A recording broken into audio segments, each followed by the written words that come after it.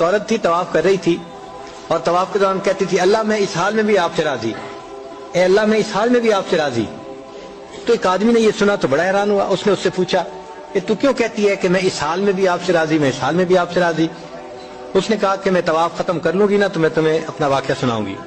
چنانچہ اس عورت نے اپنا واقعہ سنایا کہ میرے 3 بچے تھے، میں گھر کے اندر ایک دن تنور پہ روٹیاں پکا رہی تھی، تو میرے بڑے 2 بچے جو تھے وہ گھر میں کھیل رہے تھے کمرے میں، اچانک مجھے شور کی آواز آئی، تو وہ کہتی ہے کہ میں نے جب شور سنا تو میں وہیں سب کچھ چھوڑ کے تنور پر آٹا روٹیاں تو میں کمرے کی طرف بھاگی۔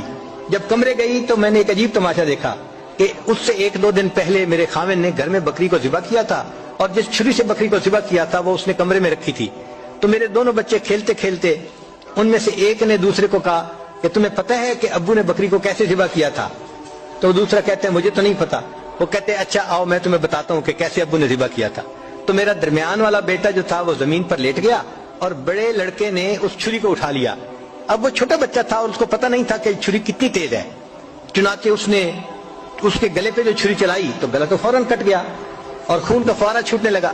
اب جب خون نکلا تو شور ہوا اور میں بھاگی ہوئی آئی تو میں نے دیکھا کہ میرا بچہ خون میں لت پت پڑا تھا اور اس کی جان نکل چکی تھی۔ اب میں نے سوچا کہ میرا بڑا بیٹا کہاں ہے جس نے یہ حرکت کی تھی؟ وہ ڈر کے بھاگ گیا تھا اور کہیں چھپ گیا تھا۔ کہنے لگی میں نے اسے دوسرے کمروں میں دیکھا تو کہیں نظر نہیں آیا۔ جب صحن میں آئی تو وہاں میں نے تنور کے لیے کچھ لکڑیاں رکھی ہوئی تھیں، ان لکڑیوں کے پیچھے وہ جا کے چھپا تھا۔ کہنے لگی میں نے پیچھے سے اس کو جا کے جب دیکھا تو اس نے مجھے کوئی جواب نہیں دیا۔ جب میں قریب گئی تو مجھے پتا چلا کہ اس جگہ کے اوپر ایک سانپ بیٹھا ہوا تھا۔ یہ بچہ چھپنے کے لیے جب لکڑیوں کے پیچھے گیا سانپ نے اس کو ڈسا اور یہ بھی وہاں مرا پڑا تھا۔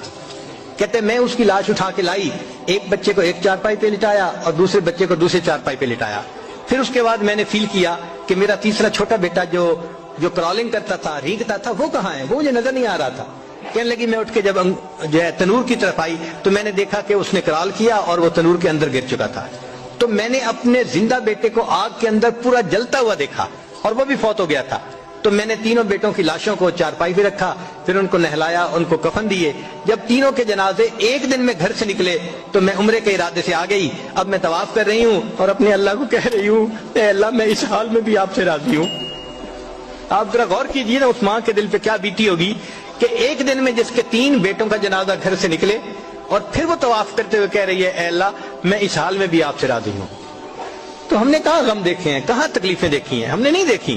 ہمیں تو اللہ نے بہت سہولت کی زندگی دی ہے۔